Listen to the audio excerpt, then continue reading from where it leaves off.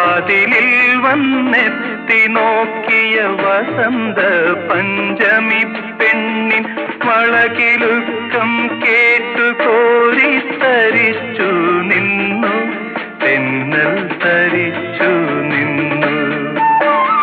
വിരലൊടിച്ചു വിളിച്ച നേരം വിരൽ കടിച്ചവളരികിൽ വന്നു, വിധുവദനയായി വിവശയായവൾ ഒതുങ്ങി നിന്നു, നാണം കുണുങ്ങി നിന്നു.